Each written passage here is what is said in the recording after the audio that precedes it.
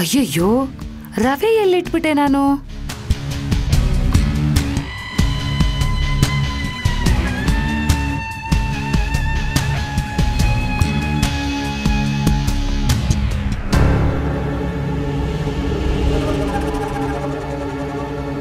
ಹಬ್ಬ,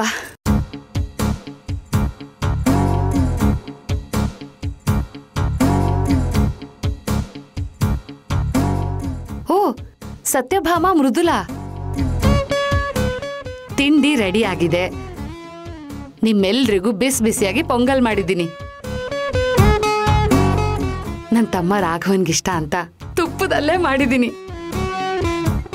ಅಮ್ಮನ್ಗೆ ಬೆಳಗ್ಗೆ ಹೊತ್ತು ರೈಸ್ ಐಟಮ್ ಎಲ್ಲ ಇಷ್ಟ ಆಗಲ್ಲ, ಅದಕ್ಕೆ ದೋಸೆ ಹಿಟ್ಟನ್ನ ರೆಡಿ ಮಾಡಿದ್ದೀನಿ. ಅಮ್ಮ ಬಂದ ತಕ್ಷಣ ಬಿಸಿ ಬಿಸಿಯಾಗಿ ಹಾಕ್ಕೊಡ್ತಾ ಇರೋದೆ. ಇನ್ನು ನಾಗವೇಣಿಗೆ ಹೆಸರುಬೇಳೆ ಈ ಟೈಮಲ್ಲಿ ಒಳ್ಳೇದಲ್ಲ, ನಂಜಾಗೋ ಸಾಧ್ಯತೆ ಇರುತ್ತೆ. ಅದಕ್ಕೆ ತುಪ್ಪದಲ್ಲಿ ಗೋಡಂಬಿನ ಹುರಿದು ತರಕಾರಿ ಹಾಕಿ ಚೆನ್ನಾಗಿ ಉಪ್ಪಿಟ್ಟು ಮಾಡ್ಕೊಟ್ಬಿಡ್ತೀನಿ.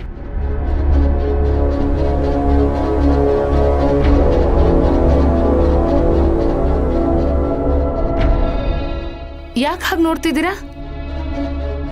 ನಾನೇ ಸರ್ವಮಂಗಳನೇ, ಏನು ಅನುಮಾನ ಬೇಡ. ಇದನ್ನೆಲ್ಲ ನಾನೇ ಮಾಡಿರೋದು. ಹೋಟ್ಲಿಂದ ತರಿಸ್ಬಿಟ್ಟೆ ಅನ್ಕೊಂಡ್ರಾ? ಖಂಡಿತ ಇಲ್ಲ. ಮನೆ ಮುಂದೆ ರಂಗೋಲಿ ಹಾಕಿದ್ದು ನಾನೇ. ಚೆನ್ನಾಗಿತ್ತಾ? ಎಷ್ಟು ವರ್ಷ ಆಗಿತ್ತು ಗೊತ್ತಾ ರಂಗೋಲಿ ಹಾಕಿ?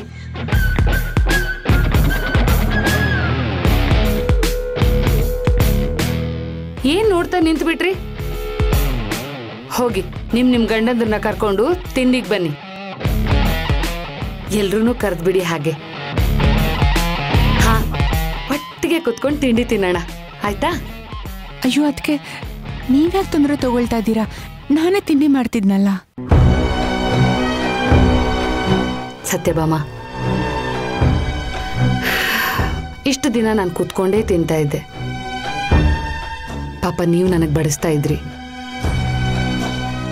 ಈಗ ನನಗೂ ಸ್ವಲ್ಪ ನೀವೆಲ್ಲರೂ ಸೇವೆ ಮಾಡೋ ಅವಕಾಶ ಕೊಡಿ. ಅಯ್ಯೋ ಅದಕ್ಕೆ ಏನ್ ಹೇಳ್ತಾ ಇದ್ದೀರಾ ನೀವು? ಇದು ನಿಮ್ ತವ್ರ ಮನೆ. ಅದಕ್ಕೆ ನಾವಿದೀವಲ್ವಾ, ನಾವೆಲ್ಲ ಮಾಡ್ತೀವಿ. ತವ್ರ ಮನೆ ಆಗ್ಲಿ ಗಂಡನ ಮನೆ ಆಗ್ಲಿ, ಅವಳ ಕೆಲಸ ಅವಳು ಮಾಡಿದ್ರೇನೆ ಚಂದ. ಗಂಡನ ಮನೇಲಿ ಗಂಡನ ಸೇವೆ ಮಾಡ್ತೀವಿ, ಇಲ್ಲಿ ಅಪ್ಪ ಅಮ್ಮನ ಸೇವೆ ಮಾಡಬೇಕು. ಇಷ್ಟು ವರ್ಷ ಪಾಪ ನಮ್ಮಪ್ಪ ಅಮ್ಮ ನನ್ನ ತುಂಬ ಚೆನ್ನಾಗಿ ಸಾಕಿದ್ದಾರೆ. ಈಗ ಅವರಿಗೆ ನನ್ನ ಕೈಯಾರ ಬಡಿಸೋ ಅವಕಾಶ ಸಿಕ್ಕಿದೆ. ನನ್ನ ತಮ್ಮಂದರು ನನ್ನನ್ನು ತಾಯಿ ಥರನೇ ನೋಡಿದ್ದಾರೆ. ಅವರಿಗೆ ಕೈತು ತಿನ್ನಿಸ್ಬೇಕು ಅಂತ ತುಂಬ ಆಸೆ ಆಗಿದೆ. ಇನ್ನು ನೀವುಗಳು ಸ್ವಲ್ಪನೂ ಬೇಜಾರು ಮಾಡ್ಕೊಳ್ದೆ ನಾನು ಏನು ಕೇಳ್ತಿದ್ನೋ ಎಲ್ಲನೂ ಬಿಸಿ ಬಿಸಿಯಾಗಿ ಮಾಡ್ಕೊಡ್ತಿದ್ರಿ. ಈಗ ನಾನು ಸ್ವಲ್ಪ ನಿಮ್ಗಳ ಸೇವೆ ಮಾಡೋ ಅವಕಾಶ ಮಾಡಿಕೊಟ್ಟು ನನಗೂ ಒಂಚೂರು ಪುಣ್ಯ ಕೊಡಿ. ಅಕ್ಕ, ಅವರಷ್ಟು ಖುಷಿಯಿಂದ ಮಾಡ್ತೀನಿ ಅಂತಿದ್ದಾರೆ, ಮಾಡಲಿ ಬಿಡಿ.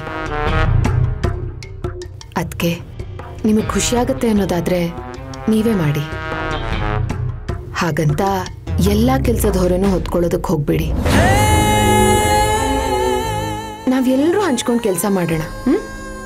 ಆಯ್ತಮ್ಮ ಮೃದುಲಾ, ನೀನು ಹೇಗೆ ಹೇಳ್ತೀಯೋ ಹಾಗೆ.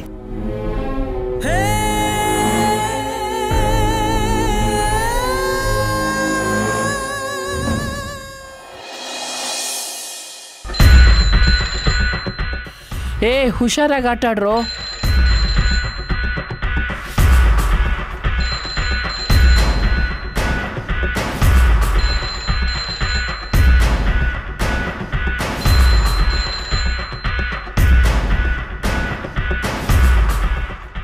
ಮತ್ತೆ ಅವನೇನಾದ್ರು ಫೋನ್ ಮಾಡಿದ್ನಾ?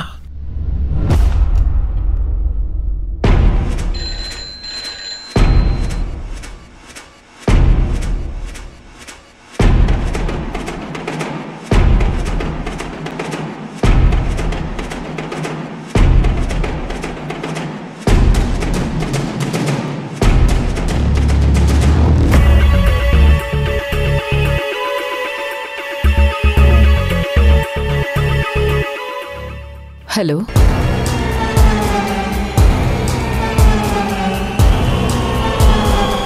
ಹಲೋ, ಯಾರು ಮಾತಾಡ್ತಿರೋದು? ಹಲೋ, ನಾನು ಯಾರು? ಅಮ್ಮ, ಫೋನ್ ಯಾಕೆ ಇಟ್ಬಿಟ್ರಿ? ಆ ಕಡೆಯಿಂದ ಯಾರು ಮಾತಾಡ್ತಿಲ್ಲ ಅಂದ್ರೆ ರಿಸೀವರ್ ಯಾಕೆ ಇಟ್ಕೊಂಡಿದ್ಯಾ? ಇಲ್ಲಮ್ಮ, ಯಾರೋ ಹಲೋ ಅಂದ್ರು. ಸರಿ ಸರಿ, ನಿನ್ ಜೊತೆ ಮಾತಾಡ್ಬೇಕು ಅಂದ್ರೆ ತಿರ್ಗಾ ಫೋನ್ ಮಾಡ್ತಾರೆ. ನಾನು ಯಾರಿಗೂ ಫೋನ್ ಮಾಡಬೇಕು, ದಾರಿ ಬಿಡು.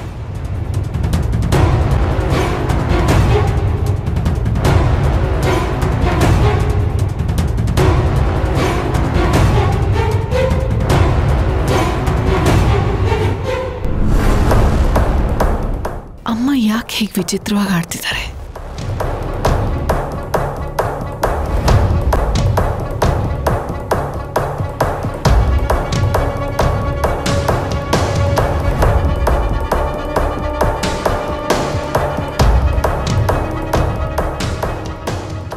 ಖಂಡಿತ ಅವನೇ ಫೋನ್ ಮಾಡಿರ್ತಾನೆ.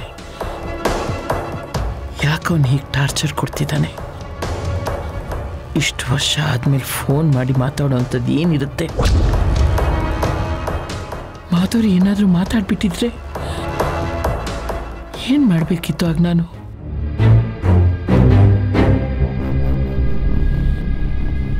ಇಲ್ಲ, ಅದಕ್ಕೆ ಅವಕಾಶ ಕೊಡಬಾರ್ದು.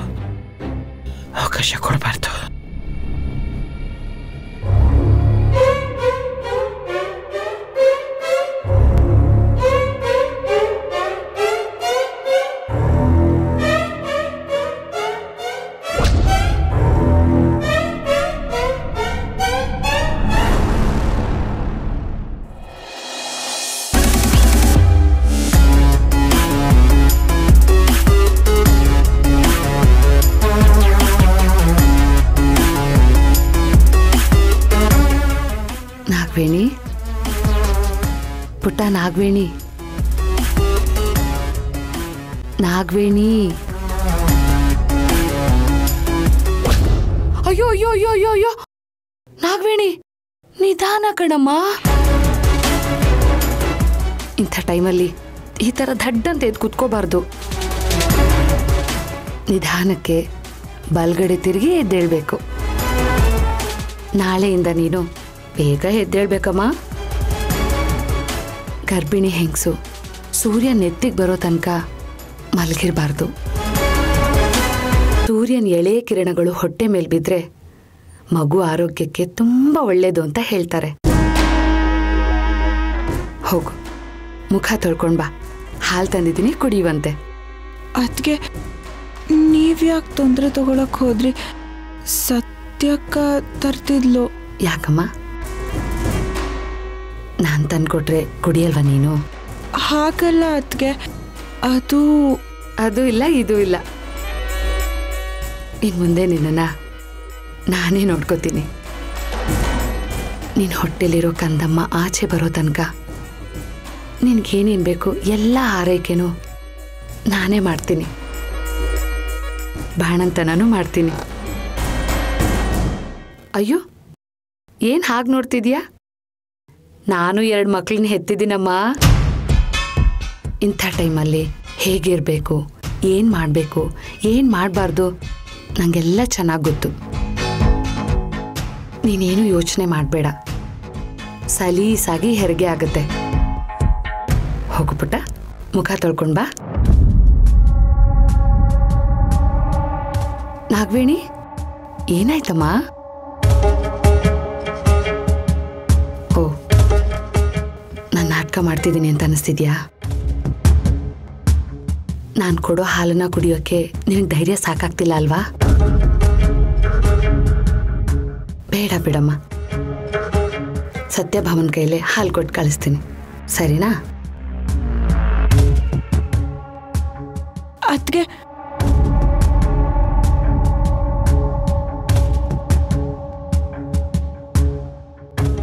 ನಾನು ಹಾಲು ಕುಡಿತೀನಿ.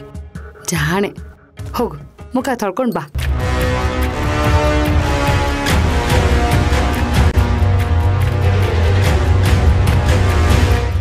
ಅದಕ್ಕೆ ಇಷ್ಟೊಂದು ಬದಲಾಗಿದ್ದಾರಾ?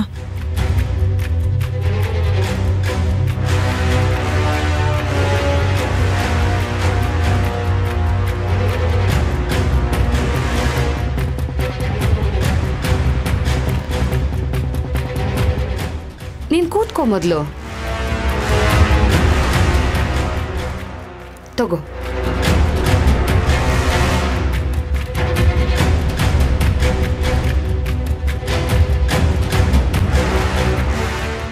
ನನ್ ಬಂಗಾರ, ನೀನ್ ಕುಡಿಯಮ್ಮ.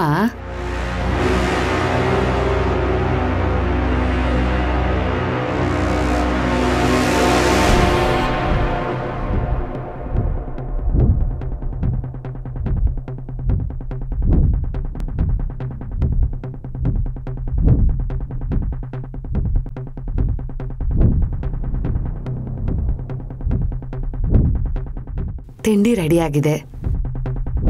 ನಿನ್ಗೋಸ್ಕರ ತರಕಾರಿ ಗೋಡಂಬಿ ಜಾಸ್ತಿ ಹಾಕಿ ಉಪ್ಪಿಟ್ಟು ಮಾಡಿದ್ದೀನಿ. ನೀನ್ ಕೆಳಗಡೆ ಬರೋಕ್ ಹೋಗ್ಬೇಡ, ನಾನೇ ತಗೊಂಡ್ ಬರ್ತೀನಿ, ಆಯ್ತಾ?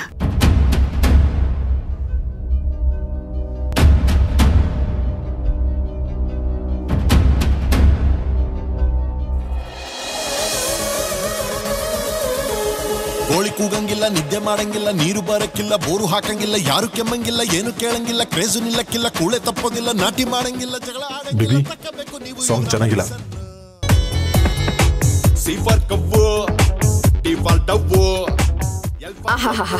ಈ ಸಾಂಗ್ ಚೆನ್ನಾಗಿದೆ ಅಲ್ವಾ? ಸಂಜೆ ವೇಳೆಲಿ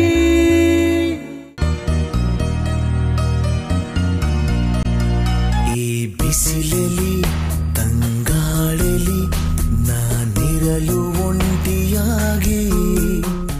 ಆಹಾ, ಇಂಥ ಸಾಂಗ್ ನ ಕೇಳಿ ಡ್ರೀಮ್ ಸೀಕ್ವೆನ್ಸ್ ಹೋಗ್ಬೋದು ಅಂತ ಅನ್ಕೊಂಡಿದ್ಯಾ? ಬೇಬಿ ಚೇಂಜ್ ಮಾಡ್ಬೇಡ. ಈ ವೆದರ್ಗೆ ಎಷ್ಟು ಚೆನ್ನಾಗಿ ಮ್ಯಾಚ್ ಆಗುತ್ತೆ ಗೊತ್ತಾ? ಪಕ್ಕದಲ್ಲಿ ನೀನ್ ಬೇರೆ. ಆ ಮರುಕ್ಷಣ ಕಣ್ಬಿಟ್ಟರೆ ನೋಡು, ನೀನ್ ಎಷ್ಟೇ ಹೇಳಿದ್ರು ನನಗ್ ಬೇಕಾಗಿರೋ ಸಾಂಗ್ನೇ ನಾನು ಪ್ಲೇ ಮಾಡೋದು.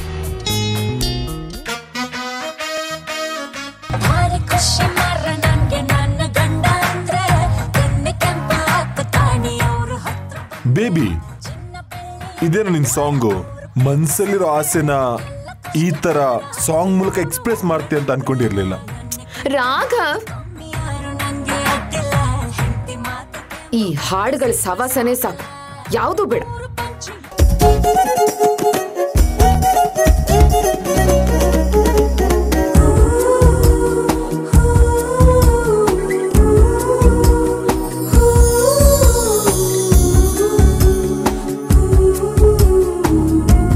ಬೇಬಿ, ನನ್ ಕ್ಲೈಂಟ್ ನ ಮೀಟ್ ಮಾಡಿ ಬರೋಷ್ಟರಲ್ಲಿ ನಿನ್ ಕೆಲ್ಸ ಮುಗ್ದಿರುತ್ತೆ ಅಲ್ವಾ? ದೊಡ್ಡ ಕೆಲ್ಸ ಏನೂ ಇಲ್ಲ, ಒಂದ್ಸಲ ಆಯ್ನ ನೋಡಿದ್ರೆ ನನಗ್ ಖುಷಿ ಆಗುತ್ತೆ. ಅಲ್ಲ, ನೀನೇನೋ ದಿನಾಗ್ಲೂ ಖುಷಿಗೆ ಆಯ್ನ ಮೀಟ್ ಮಾಡಕ್ ಹೋಗ್ತೀಯ, ಆದ್ರೆ ಅವ್ರೇನ್ ಅನ್ಕೊಳಲ್ವಾ? ಅವರು ನನ್ನ ನೋಡೋದಕ್ಕೆ ಕಾಯ್ತಿರ್ತಾರೆ ರಾಘವ್. ಇನ್ನೊಂದು ವಿಷಯ ಗೊತ್ತಾ, ಅವರು ಅಷ್ಟು ದೊಡ್ಡ ಆಶ್ರಮನ ನಡೆಸ್ತಿರೋರು. ಅಲ್ಲಿ ಅಷ್ಟು ಜನ ಮಕ್ಳಿರ್ತಾರೆ, ಅಜ್ಜಿ ಇದ್ದಾರೆ, ಅವ್ರು ಎಲ್ಲರೂ ಇದ್ರು ಒಂಟಿ ಅಂತ ಅನ್ನಿಸ್ತಾರೆ. ಆಯಿಗೆ ನನ್ನ ಅಗತ್ಯ ಇದೆ ರಾಘವ್. ಅವರು ಒಂಟಿ ಅಂತ ನೀನ್ ಹೇಗೆ ಅನ್ಕೋತೀಯ? ಗೊತ್ತಿಲ್ಲ, ಆದ್ರೆ ಅವ್ರ ಜೀವನದಲ್ಲಿ ಏನೋ ಟ್ರಾಜಿಡಿ ಇದೆ. ಅದನ್ನ ಅವ್ರು ನನ್ನ ಹತ್ರ ಹೇಳ್ಕೊಂಡ್ರೆ ಅವ್ರ ಮನ್ಸು ಹಗುರ ಆಗುತ್ತೆ ಅಂತ ನನಗನ್ಸುತ್ತೆ. ನನಗ್ಯಾಕೋ ನಿನ್ಗೆ ಗೊತ್ತಿಲ್ಲದೆ ಮಾಧುರಿ ಮೇಡಮ್ಗೆ ತುಂಬಾ ಅಟ್ಯಾಚ್ ಆಗ್ತಿದೆ ಅಂತ ನನಗನ್ನಿಸ್ತಿದೆ ಬೇಬಿ. ಇದು ಸರಿ ಅಂತ ನಿನಗನ್ನಿಸ್ತಿದ್ಯಾ? ಯಾಕೆ ರಾಘವ್, ನಿನಗಿದು ತಪ್ಪು ಅಂತ ಅನಿಸ್ತಿದೀಯಾ? ರಾಘವ್, ನಾನು ಆಶ್ರಮಕ್ಕೆ ಹೋಗೋದು ನಿನಗಿಷ್ಟ ಇಲ್ವಾ? ನನ್ನ ಇಷ್ಟಕ್ಕಿಂತ ನೀನು ಜೊತೆ ತುಂಬಾ ಹತ್ರ ಆಗಿ ಮುಂದೆ ಅದರಿಂದ ನಿನಗೆ ತುಂಬಾ ನೋವಾಗ್ಬಿಡುತ್ತೆ ಅನ್ನೋ ಭಯ ಶುರುವಾಗಿದೆ ಬೇಬಿ. ಈ ರೀಸನ್ನ ಬಿಟ್ಟು ನೀನು ಆಶ್ರಮ ಹೋಗ್ತಿದ್ಯಾ ಅಂದ್ರೆ ನನಗೊಂಥರ ಕಷ್ಟ. ನೀನು ಅಷ್ಟೊತ್ತು ಬಿಟ್ಟಿರಕ್ಕಾಗಲ್ಲ. ಒಂದೊಂದ್ಸಲ ನೀನು ಆಶ್ರಮ ಅನ್ಕೊಂಡು ನೀನು ನನಗೆ ಟೈಮೇ ಕೊಡ್ತಿಲ್ಲ ಅಂತ ನನಗೆಷ್ಟು ಕೋಪ ಬರುತ್ತೆ ಗೊತ್ತಾ? ನಿಜಾನಾ? ನಾನು ನಿನಗೆ ಟೈಮ್ ಕೊಡ್ತಿಲ್ವಾ? ಅಲ್ಲಮ್ಮ, ನೀನ್ ಕೊಡ್ದಿದ್ರೆ ನಾನ್ ಬಿಡ್ತೀನಾ? ನೀನ್ ನನ್ನ ಹತ್ರನೇ ಇರ್ಬೇಕು. ನೀನೇನಾದ್ರೂ ದೂರ ಇದ್ರೆ ನಾನು ಎತ್ತಾಕೊಂಡು ಹೋಗ್ತೀನಿ ಅಷ್ಟೇ.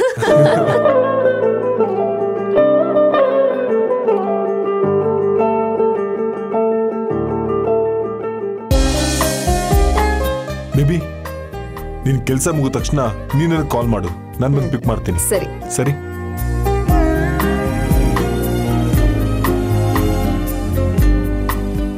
ಬಾಯ್ ಬೇಬಿ.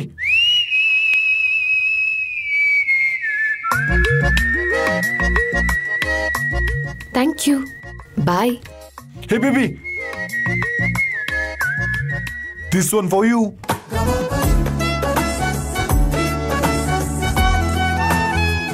Thank you.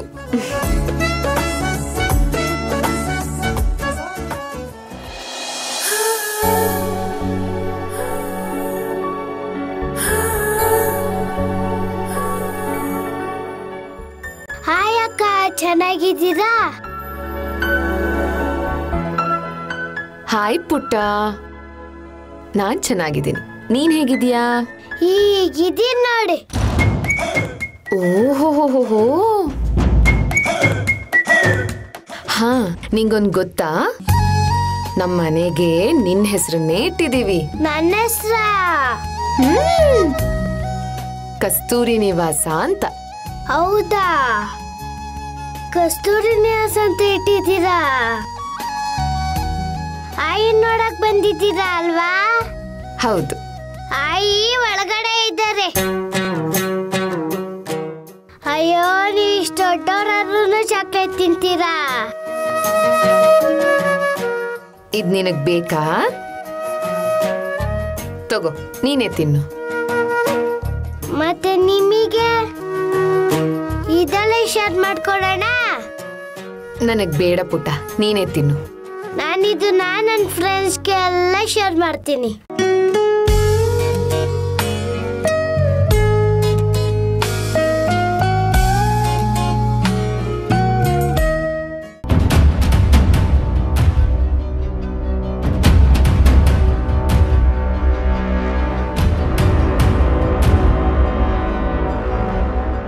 ನಾಗವೇಣಿ, ನೀನ್ ಯಾಕಮ್ಮ ಕೆಳಗಡೆ ಬರೋಕ್ ಹೋದೆ?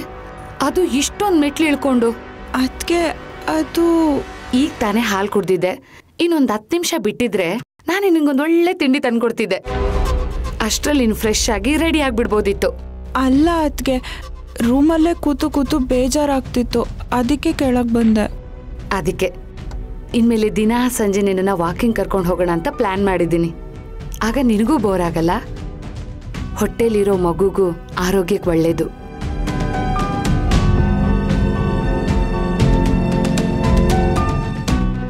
ಹಾ ನಾಗವೇಣಿ, ನಿನ್ಗೇನೋ ಒಂದು ತಂದಿದ್ದೀನಿ, ಕೂತ್ಕೋ ಕೂತ್ಕೋ. 1 ನಿಮಿಷ ಬಂದೆ.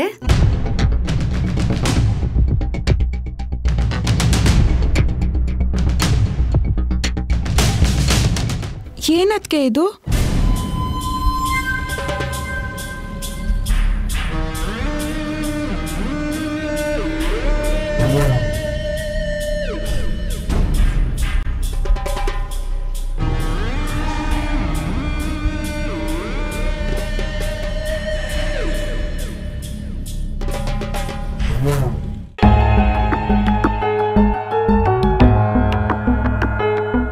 ಇದು ನಿನ್ಗೆ. ಇನ್ಮೇಲೆ ನೀನಿದನ್ನ ಯಾವಾಗ್ಲೂ ಹಾಕೊಂಡೇ ಓಡಾಡ್ಬೇಕು. ಆಗ ನಿಂಗೆ ಥಂಡಿ ಆಗಲ್ಲ, ದೇಹ ಬೆಚ್ಚಗಿರತ್ತೆ. ಎಲ್ಲಿ ನಿನ್ ಕಾಲ್ ಕೊಡು. ಅಯ್ಯೋ, ಅದಕ್ಕೆ ಕೊಡಮ್ಮ ನಾಗವೇಣಿ, ಕೊಡು. ಅದಕ್ಕೆ ದಯವಿಟ್ಟು ಬೇಡ, ನಾನೇ ಹಾಕೋತೀನಿ, ಕೊಡಿ. ನೀನು ಸುಮ್ಮನೆ ಇರು, ನಿಂಗೇನು ಗೊತ್ತಾಗಲ್ಲ. ಆ ಕಾಲ್ ಕೊಡು.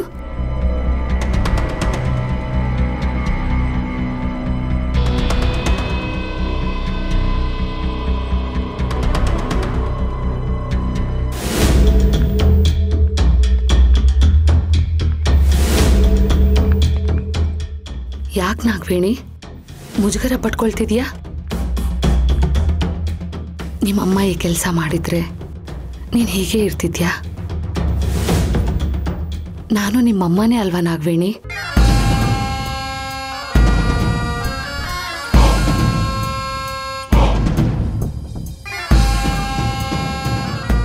ಈಗೇನಾದರೂ ಅಮೃತ ಇದ್ದಿದ್ದಿದ್ರೆ ಮಂಗಳ ಹೀಗೆ ಬದಲಾಗಿರೋದು ನೋಡಿ ಎಷ್ಟು ಖುಷಿ ಪಡ್ತಾ ಇದ್ಲು.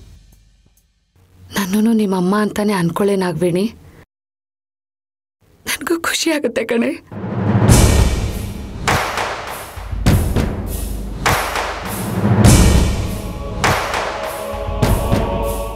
ಅದಕ್ಕೆ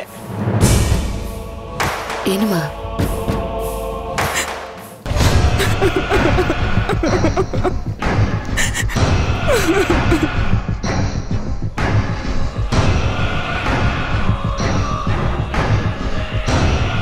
ಅಯ್ಯೋ ಹುಚ್ಚ ಹುಡುಗಿ, ಕಣ್ಣಲ್ಲಿ ಯಾಕೆ ನೀರು ಹಾಕ್ತೀಯಾ? ಗರ್ಭಿಣಿ ಹೆಂಗಸು ಹೀಗೆ ಹತ್ರೆ ಮನಸ್ಸು ಕುಗ್ಗತ್ತೆ. ಇದರಿಂದ ಮಗು ಬೆಳವಣಿಗೆಗೆ ಒಳ್ಳೇದಲ್ಲಮ್ಮ ನಾಗವೇಣಿ. ನೀನ್ ಯಾವಾಗ್ಲೂ ನಗ್ತಾ ಇರ್ಬೇಕು. ಬಾ, ಸ್ನಾನ ಮಾಡಿ ರೆಡಿ ಆಗುವಂತೆ ಬಾ.